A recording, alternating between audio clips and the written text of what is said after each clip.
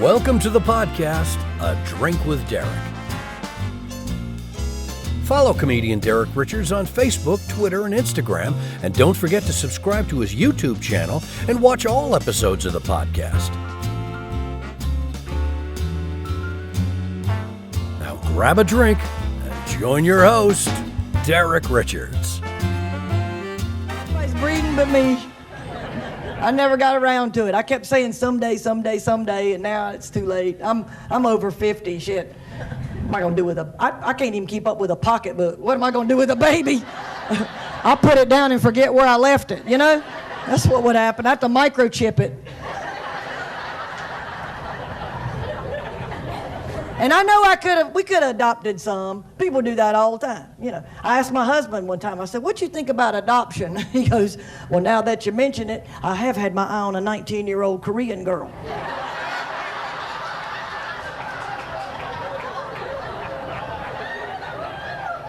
I was like, ease up, Woody Allen. Thank you for knowing who Woody Allen is. I knew this crowd would know. I'm adopted. Is anybody in here adopted kids? Anybody? Are you really? Who else? Anybody? You are? Isn't that the neatest thing? That's so special because you were picked. You were chosen. Man, adoptive parents, back when I was adopted, had to go through a lot of rigorous screening and they had to make sure everything was good. And yeah, I'm a rescue. That's a rescue. Yeah. Well, hey, when you get a dog, what is the first thing people ask? Is it a rescue? Adopt, don't shop.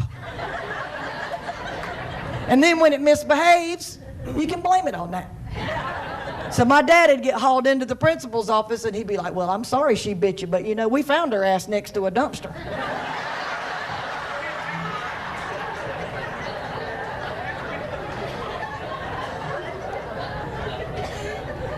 And I got to tell you this, actually this month, November, is National Adoption Awareness Month, coincidentally, and I have actually found my birth mother.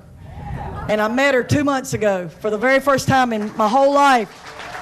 Yep.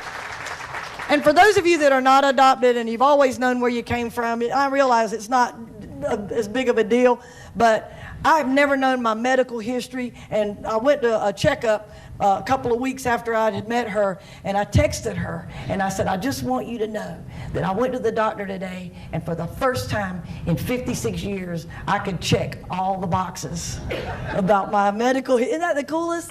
Yeah. So I know this stuff now. And she's tall, too. I'm 6'2". She's 5'9". So that was where I knew she's a tall heifer. I knew she was. And I had great adoptive parents. Don't get me wrong, man. My dad was a life deacon and my mom was a pastor's secretary. I mean, I shouldn't even be doing this. I should have a real job. That's right. Being adopted can be absolutely awesome, okay? Except now, sometimes my husband and I will be in the bed and he'll be like, who's your daddy? I'm like, I don't know. Stop asking me stuff. I'm trying to concentrate.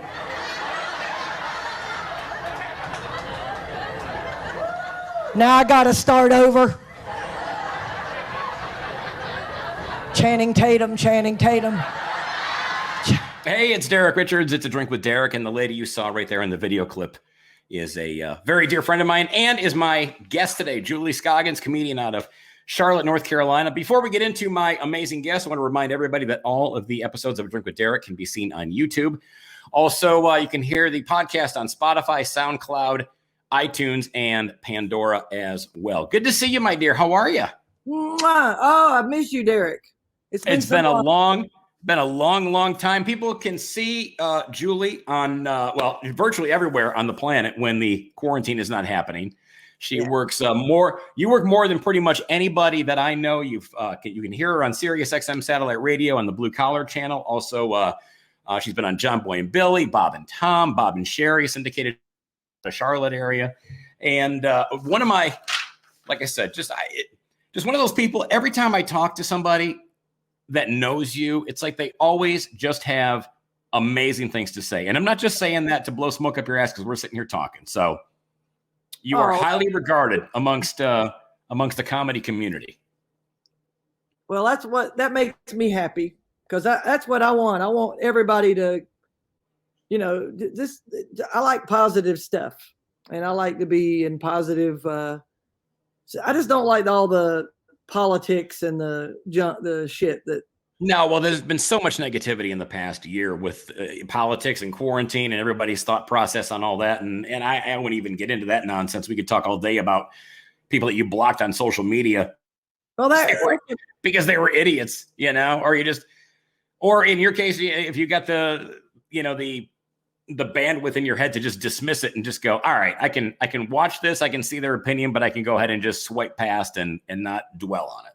I'll tell you something, with the pandemic has caused comedians to have to find other ways to stay in the conscious minds of their fan club, their fan people. Mm-hmm. And so, and a lot of people, and you have your podcast, and there's a lot of people that are doing different ways of, just putting out content.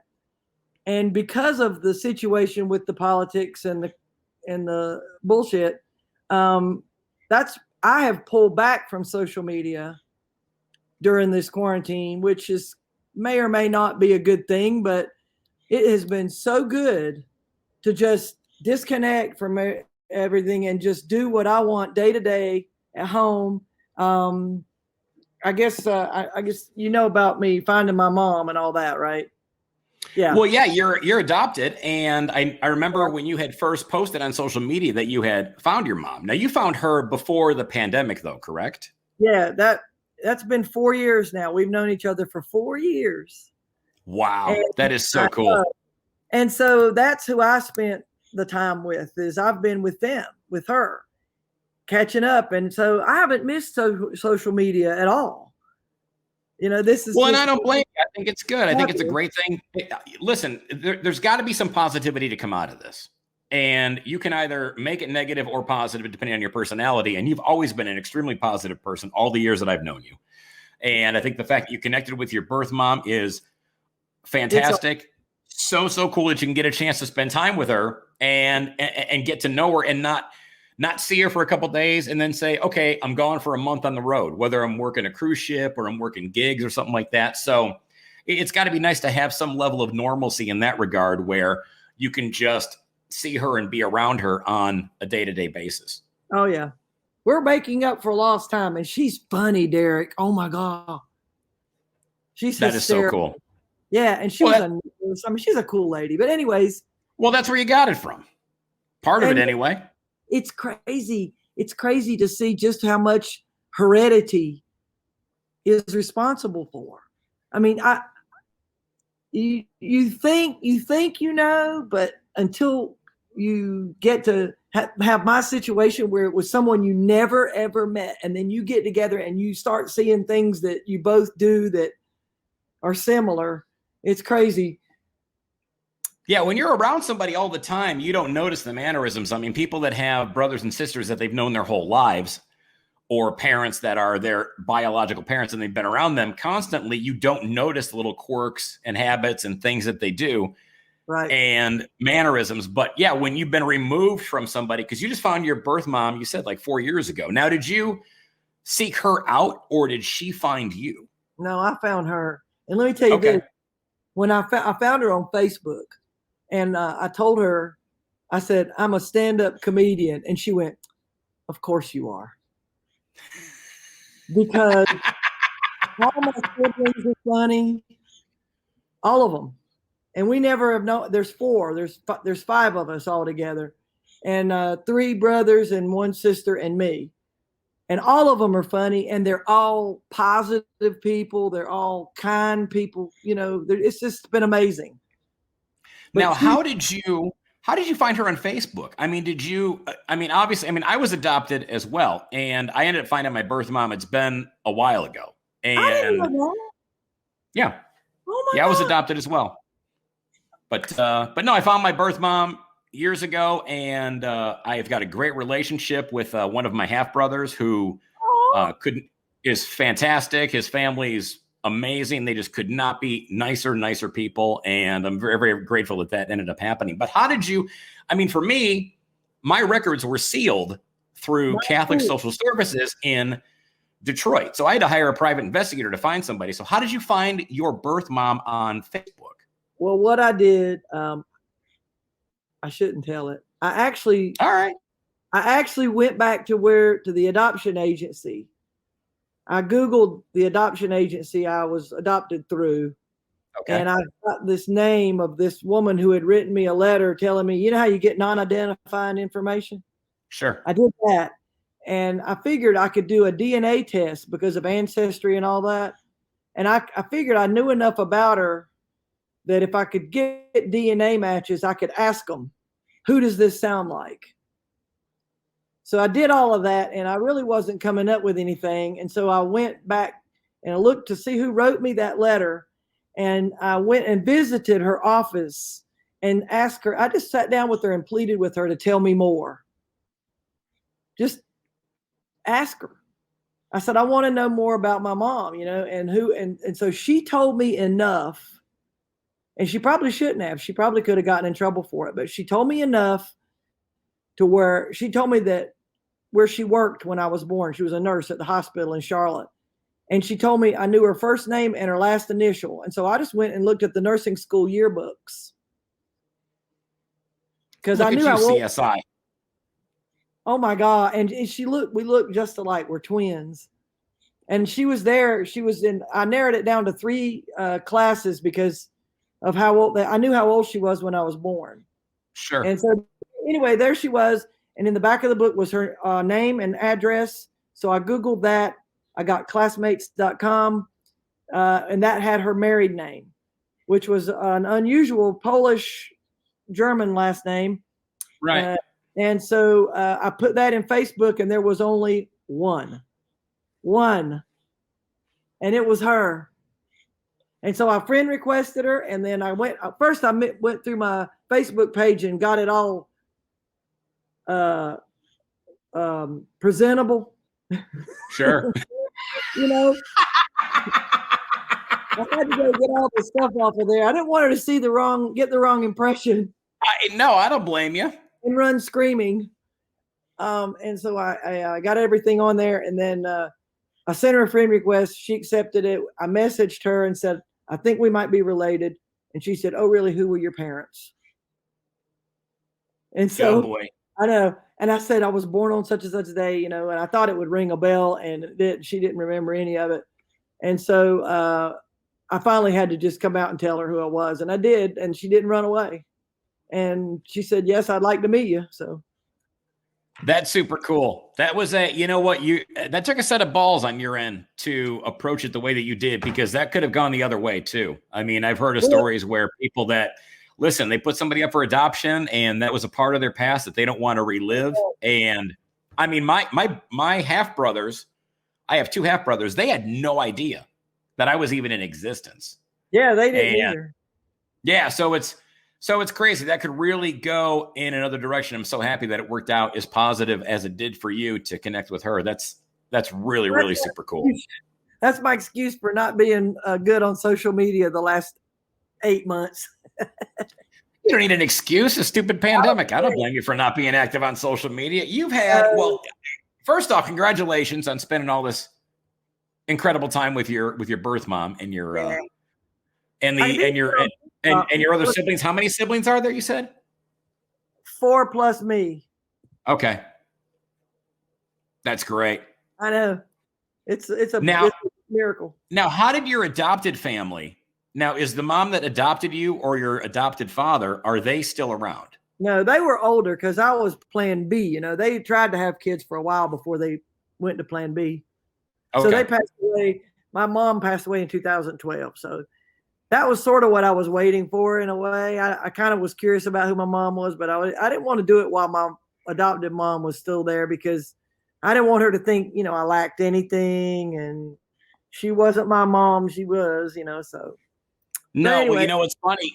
The funny thing is that my adopted mom, because I found my birth mom when my adopted mom was still alive. And it had nothing to do with other than the fact that I just wanted to find out more about my history because, I had cancer 20 plus years ago. And so I just wanted to find out, look, what else? I don't know my family history. Right. What else could be back there that I should be aware of?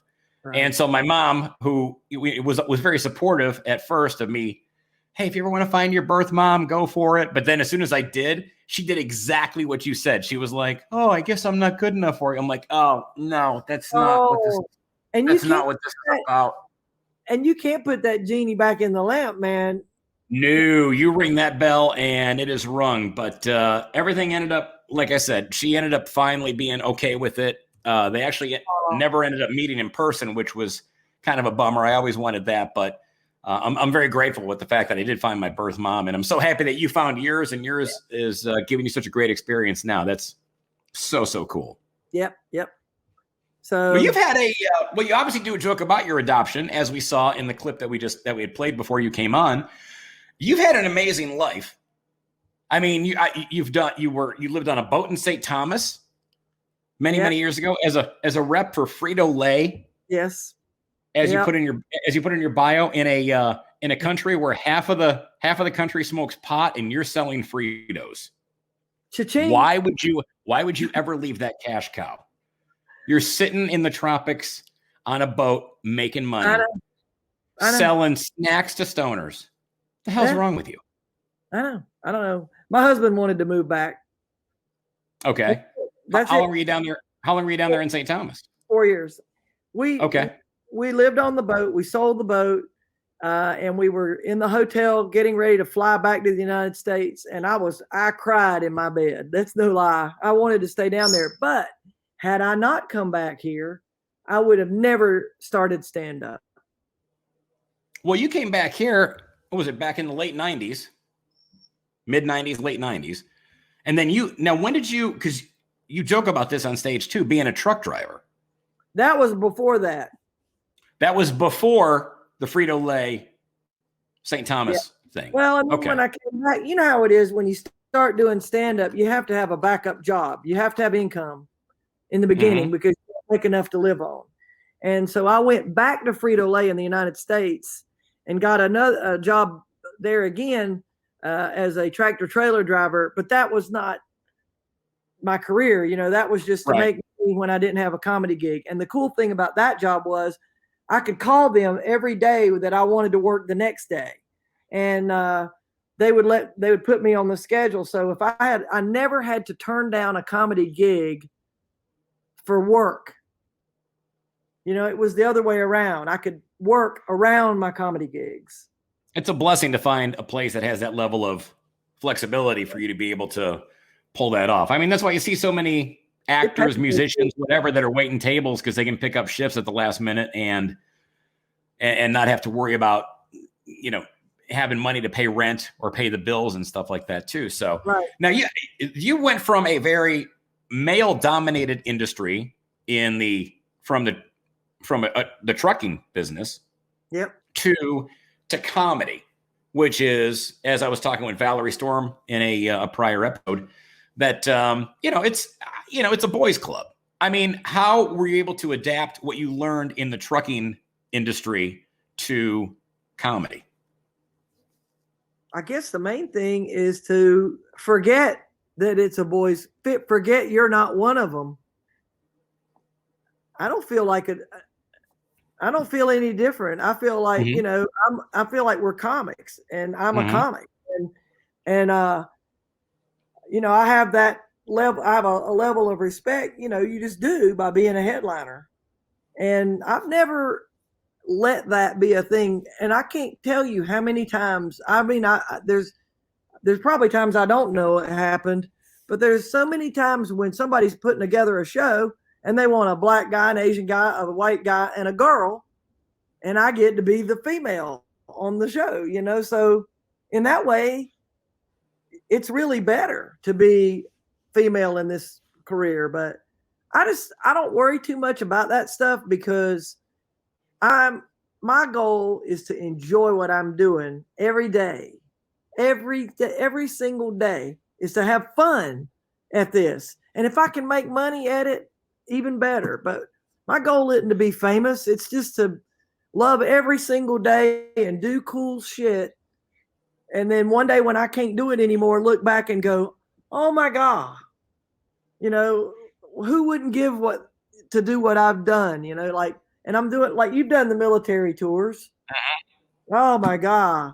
That is the coolest thing I've ever done, ever. I mean, almost coolest. I've got a lot of cool stuff, but just I go to Europe like twice a year, for a month. Mm-hmm. I'm on a schedule to go again right now, and it's just like the cruises. It just keeps pushing back. But I mean, I go to Germany and Italy and all. I want to go to the Middle East and Asia, but so far that hasn't happened. Yeah, pick and choose when you go to the Middle East. Summertime, not the greatest time. That's what I hear. A little toasty, little bit intense. Listen, it's not like you're. I get it. It's not like you're booking a vacation. You're going there for the experience and to be a part of it and to obviously entertain the military. But yeah, if you can pick and choose when to go to the Middle East, I would strongly suggest you avoid June, July, and August. Yeah, that's what I hear. That's Derek, your travel agent, talking. Yeah. You've had some incredible experiences, and backpedaling to when you were driving a truck, there's got to be some amazing, funny, goofy stories that happen. Have you got any that stick out in your head about something that happened to you when you were truck driving that you saw or experienced and you went, how am I here? Why is this happening? Oh, sweet Jesus. I shouldn't tell you one. One night. Well, that means you have to tell me now. One night I was in somewhere in New Hampshire, and I don't remember what company I was driving for, but this was back before all the regulation they have now. But anyway, and I was up there and I had a tractor and a trailer, and I went to this bar, and I was in there having some drinks, and I didn't have too many, just a couple. And then when I got ready to go, I was headed back to the hotel, and I had been talking to this young guy that was in the bar, and he was so nice. He was really a cool dude. And he said, he didn't know I was driving a truck. And he said, you wouldn't be able to give me a ride home, would you? And I said, well, and if you don't mind riding in a tractor in a rig. And he goes, oh no, I'm sure I don't remember what he said, but I tried to take him home in this truck, and he got up in there, and we're riding along, and out in the middle of nowhere, it was snowing. Oh my God. It was like 2 feet deep snow. And we're driving on this road going back to somewhere where he lives. And I've got a trailer and everything. It's just a tractor and a trailer coming from the bar. I'm taking this guy home. We're on this long straightaway, and I stopped for him to tell me how to go. And we're sitting there, and he's getting ready to get out of the cab. And I can see in my rearview mirror way back behind me, there's some headlights coming. And so I go, well, I guess I better go, because I don't want these people to catch up on us and, cause a wreck or something. So he's getting out of the truck, and I see the lights, and they're coming and they're coming and they're coming, and they're not slowing down. And this car comes and just runs under the back of my truck.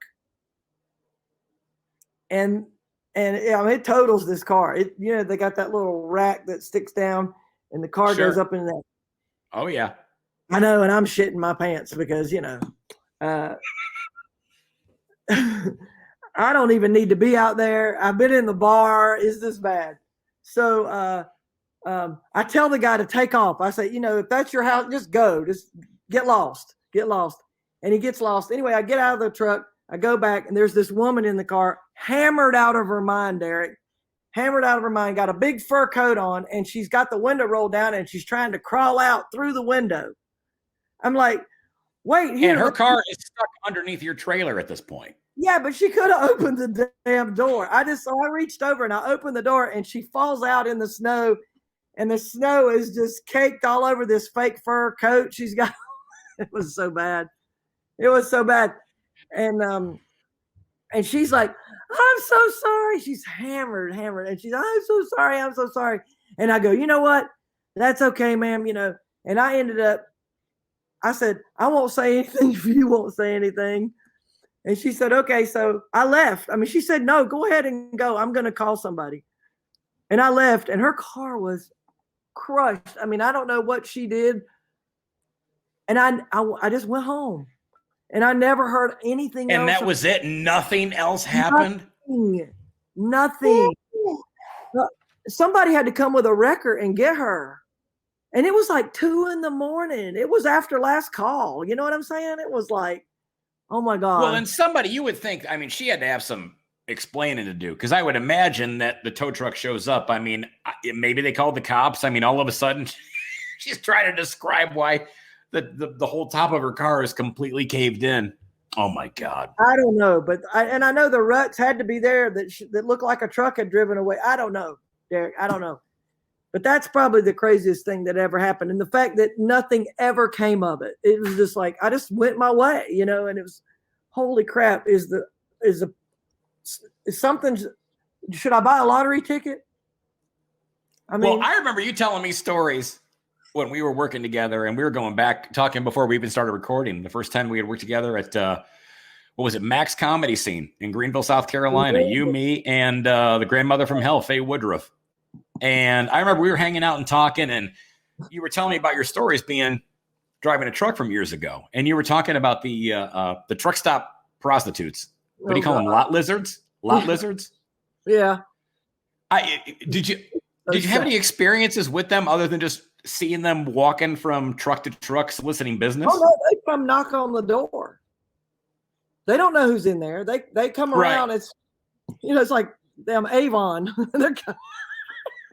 You're going back a ways on that one.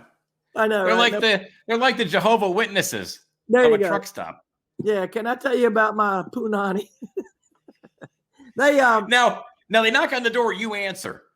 Okay. Did any of them ever go, you know, I play for both teams?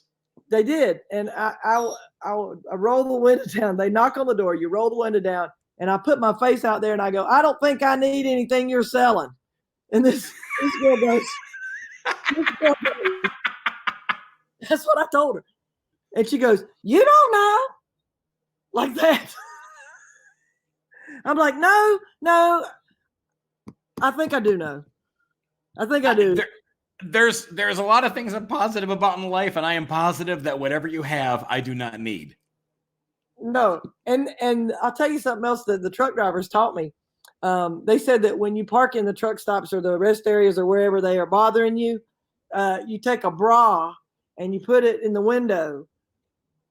In the horn, you know, the horn on a truck, you know, you go, yeah, like that. Sure. Get in the camera, like that, like that. Okay.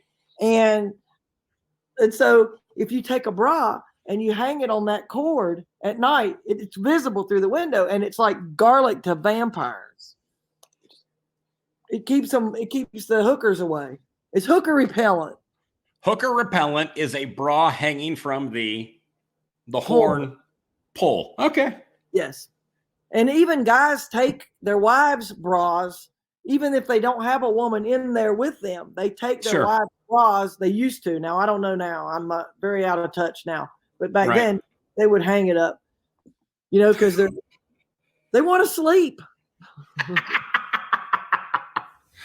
How many similarities are there between the trucking business and comedy?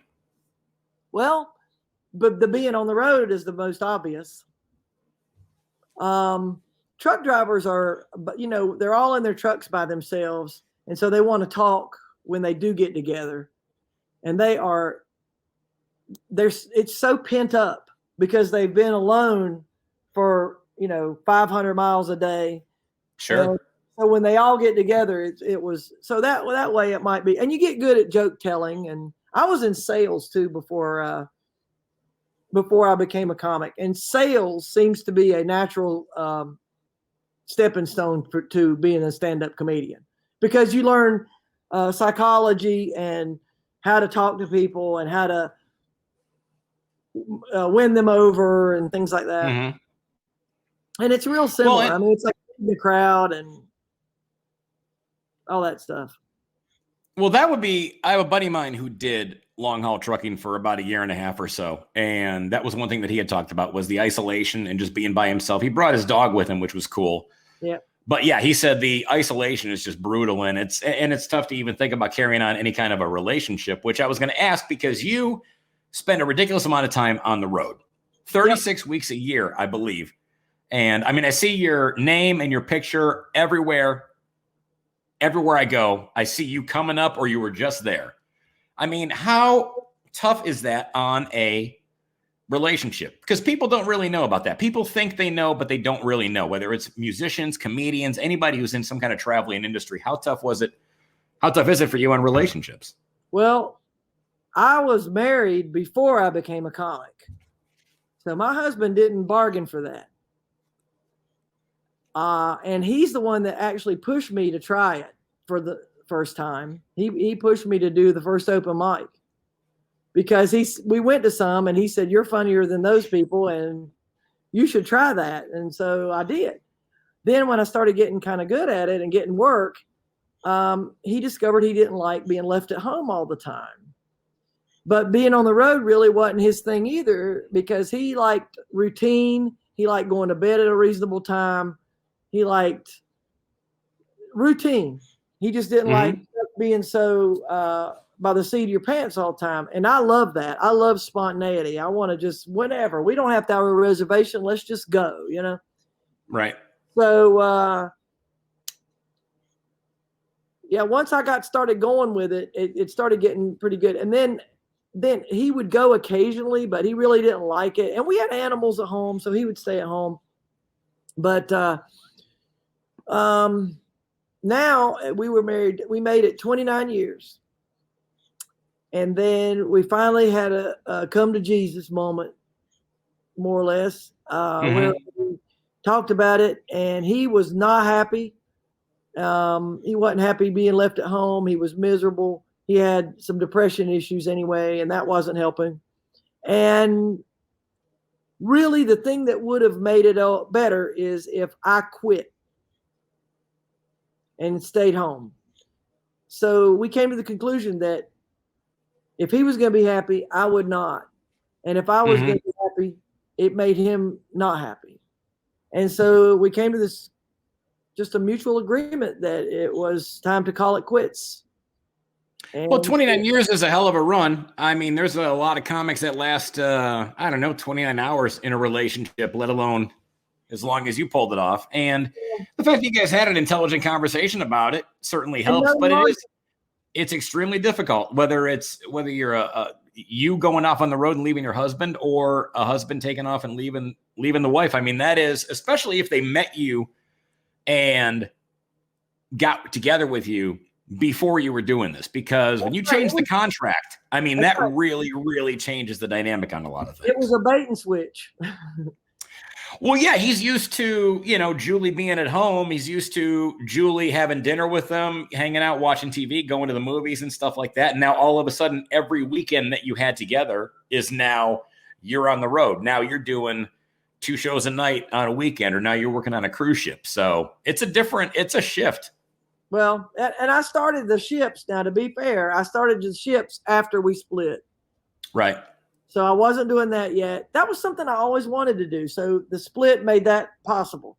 The military tours, that made that possible. So, and now, he's seeing somebody and he's happy. So it's all good, really. And we had no lawyers, no nothing, no fight.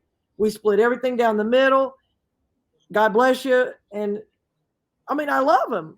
I still do. I still think about him. But I know that it was best. Well, no, you can't go through your life with resentment. I mean, that's not going to help anything. So the fact that you guys were able to sort it out the way that you did speaks volumes to both of you. And I've met your I was going to say your husband, your ex-husband. I met him before. He was a very nice guy. He's a great guy. And I wish him well. I want to know who. I want to know if you had to divide your merchandise in half, because I want to ask that. I want to ask that question right now. You, aside from being absolutely hysterical, and you are also known as having you are a merchandise machine. And you have done such a brilliant job of taking this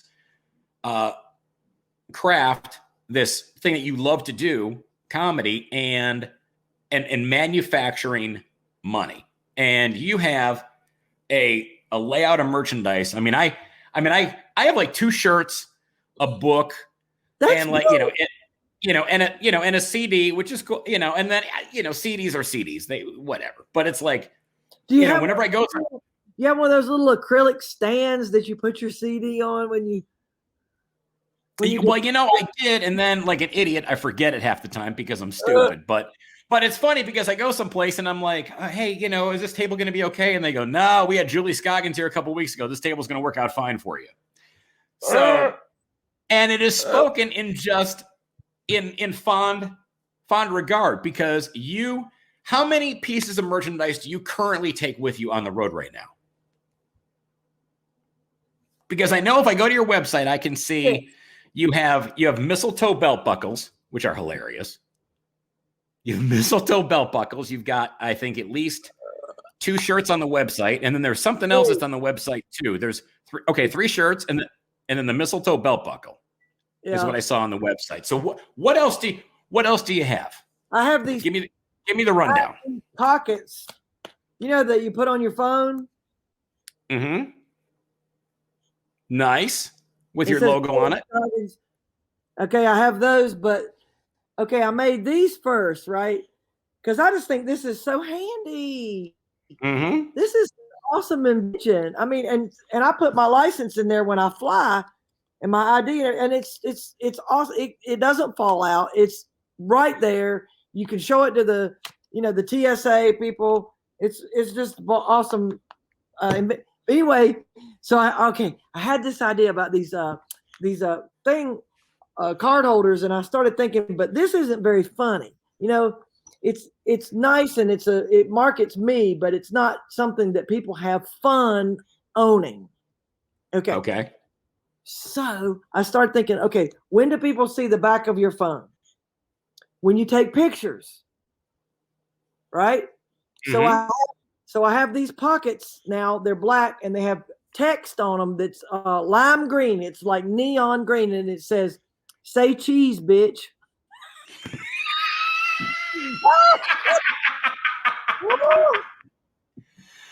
Which is great. So you have that sticks on the back of the phone. Yes, and then I have the pop sockets. The button that you stick on the back of your phone that helps you hold it better. To help you hold the phone, so you got the pop sockets. Yeah, and they say cheese, bitch, too. Okay. And then 3 T-shirts, correct? Yes. 3 T-shirts. One that says "My dick's a drill." It's like Viagra. It's corny. I've seen that. I love it. I've had that since I was a feature act, and I've tried to replace it numerous times. I have had many designs since then that I've tried to retire it. Nothing beats it. Mm-hmm. So I just keep it. Why not? But I know, right? I just do different color T-shirts on it, and change the design around. But it's still an awesome shirt. Okay, and then I have that one.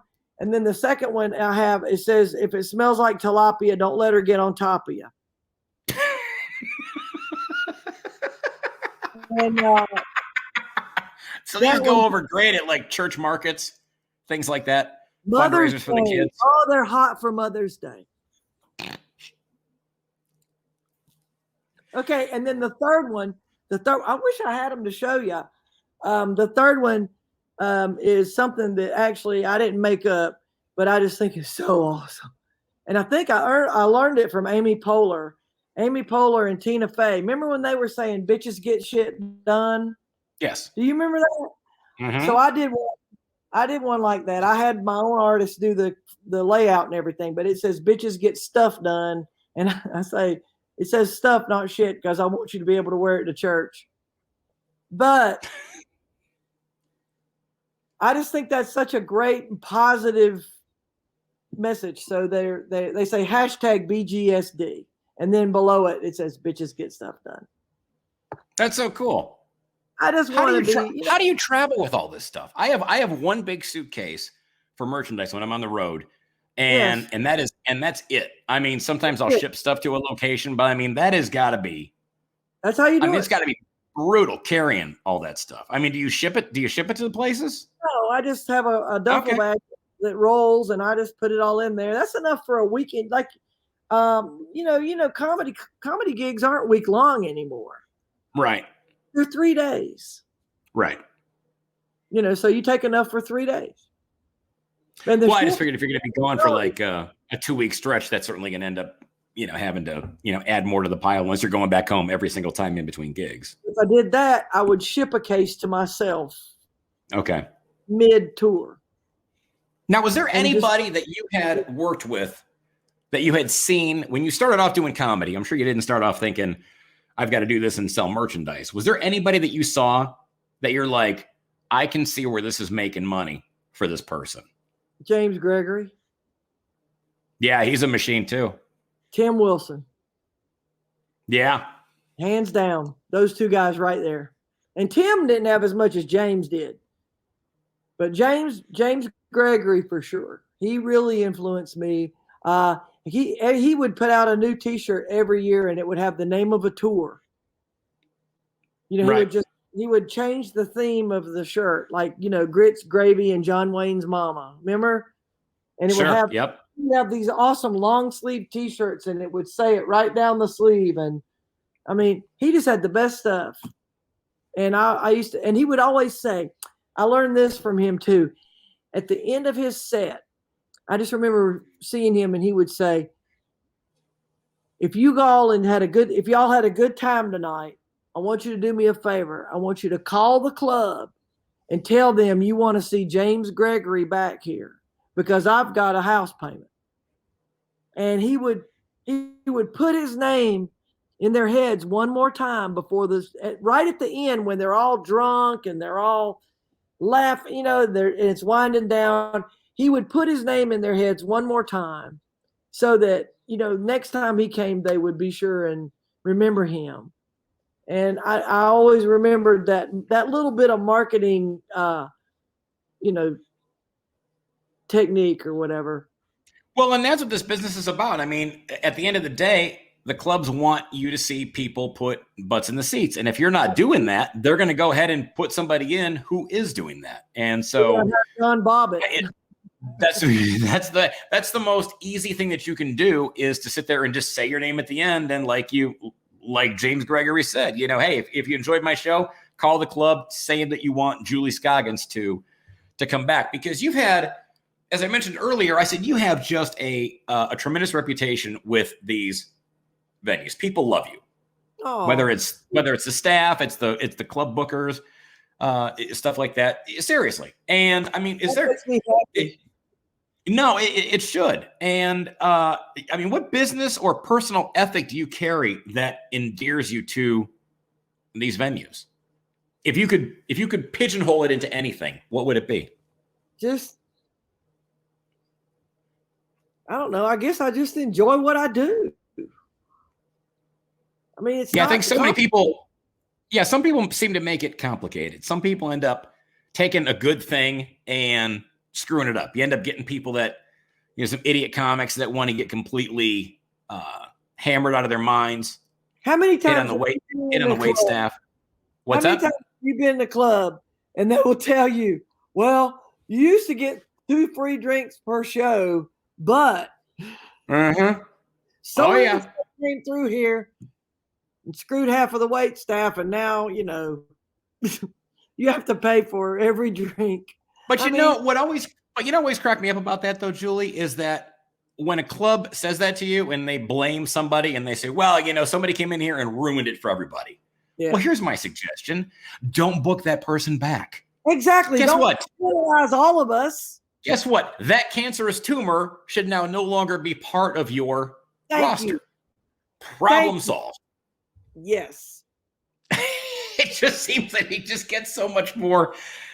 People make things complicated and stupid, and they don't have to. I want to get back here real quick to your merchandise. Do you create merchandise around jokes, or is it vice versa? No, I make it around jokes. I write the jokes first, And then when I start thinking what would make if I got something that has a really, really good laugh, that always consistently gets a really, really good reaction, then I start thinking, how can I put that on something? Mm-hmm. But that's how it happens. Well, now you travel a lot. You do a lot of clubs, and you've done one of the pictures on your website is you doing it's a still from a Last Comic Standing clip that was aired. Yes. Has there been any bad auditions or bad experiences that you were a part of? Something you did and you went, why did I waste my time doing that? That was stupid. I don't think that any of it is a waste of time. Mm-hmm. First of all, because even if you don't enjoy it, it's a learning experience. I mean, you need to like Brian Heffron from the Comedy Zone, for example, used to, I don't live in Charlotte now, but when I did, he would occasionally call me or let me know when there were auditions happening. And sometimes they were for America's Got Talent. Sometimes they were really big opportunities.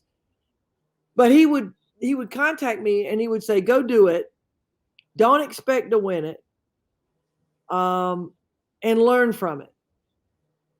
And when you do it enough and you'll get good at it. And then when the one comes along that you're meant to win or you're meant to get in, then you'll be ready and you can have the right attitude going into it. Because when I did Last Comic Standing, that was so awesome. That was so much fun. And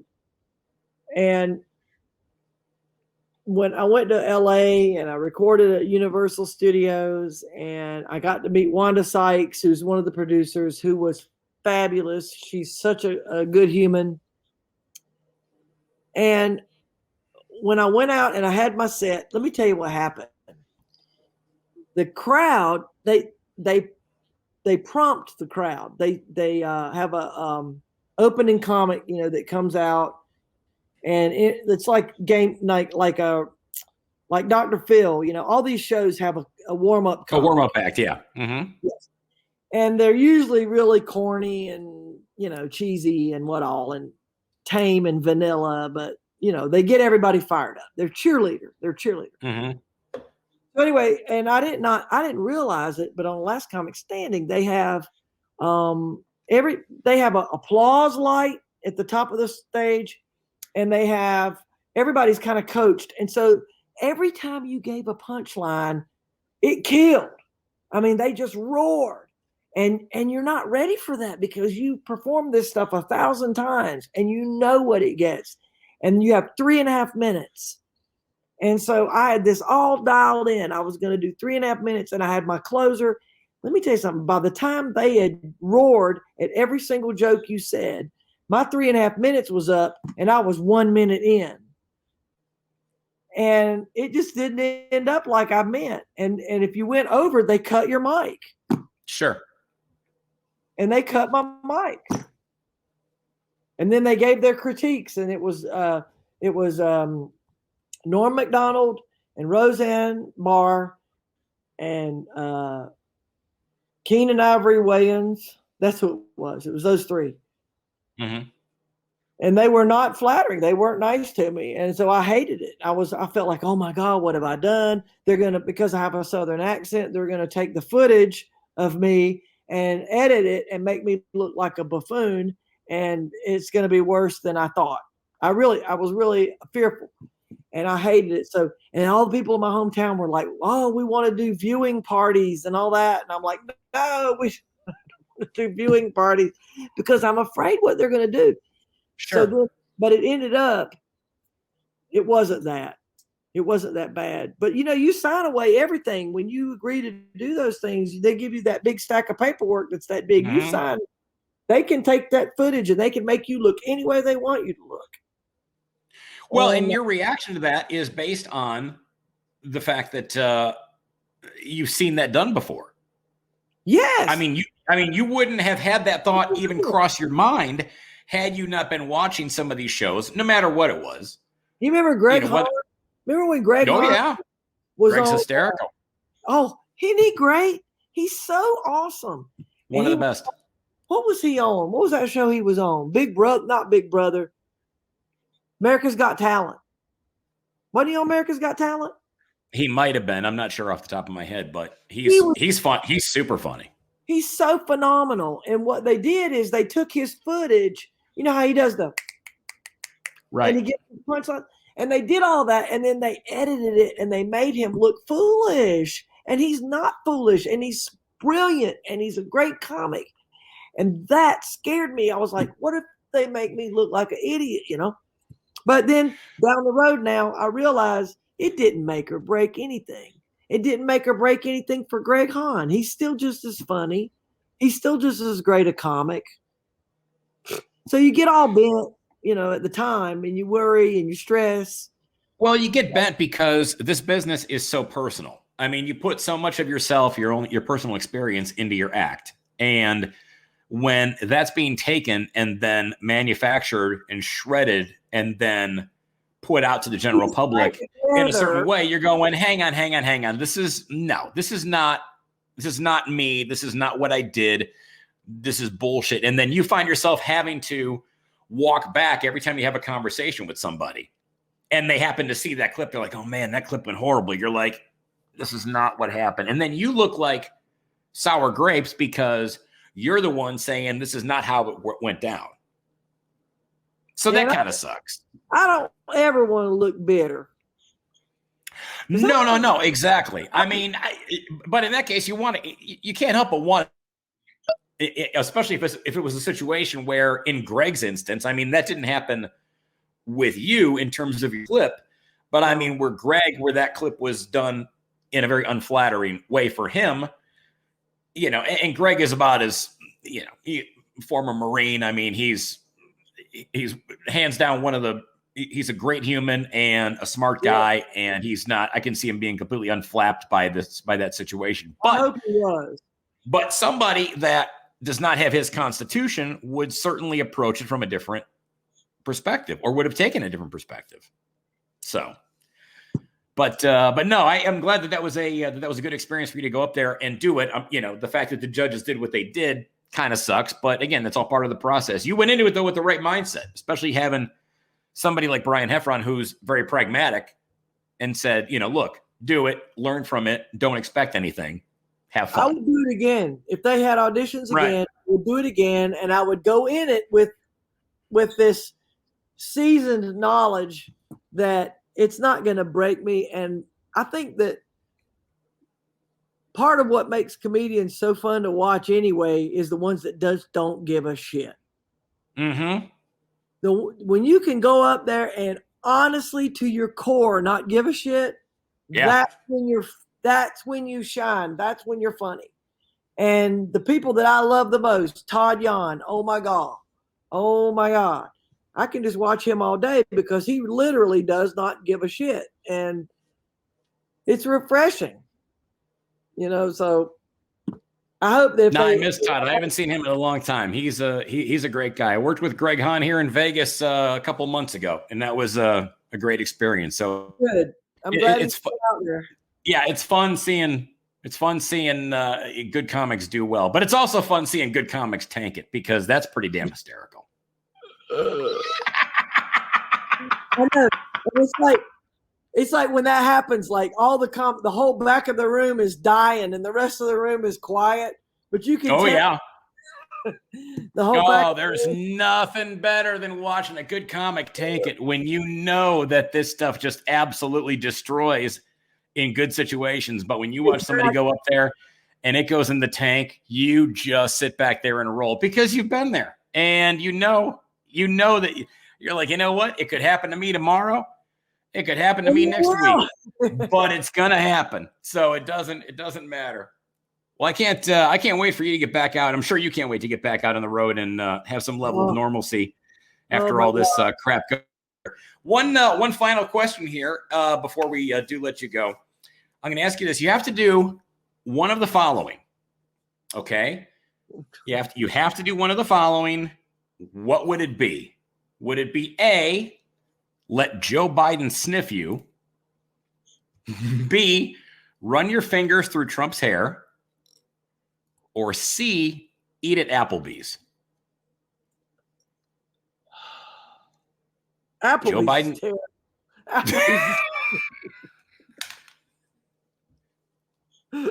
Applebee's sucks.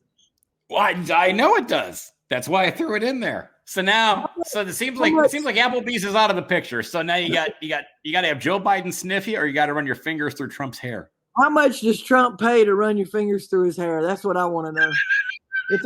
Hey, listen here. If that shit pays good, I got Square. I can take credit. And I'm sure you'll have a T-shirt that says, "I ran my fingers through Trump's hair." You will have a Donald Trump T-shirt that says, "I ran my fingers through Trump's hair." I can't imagine what that would even look like, since he takes like 4 hairs and makes them 40.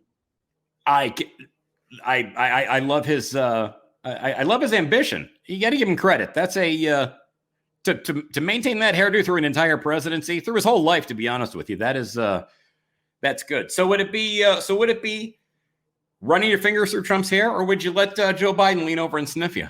I would let Joe Biden sniff me. Okay. He can go ahead. I don't care. Depending on the day. You wear deodorant. You wear deodorant. You shower. You smell good. Of course he'd let him sniff you. I like Mexican food. I don't know. Julie Scoggins, you are one of the best. I look forward to seeing Joe Biden sniff you. Look forward to seeing you back on the road and back on stage where you belong. JulieScoggins.com is her website. Go on there, check out her merchandise, snag something off of the website as a little memento of Julie, and then you can see her in person and then fill up the rest of your car with her amazing merchandise as well. You are the best. Oh, thank you for having me. This is so fun.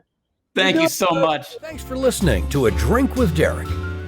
Find out when Derek is appearing near you by checking out DerekRichards.com. See you next time for A Drink with Derek.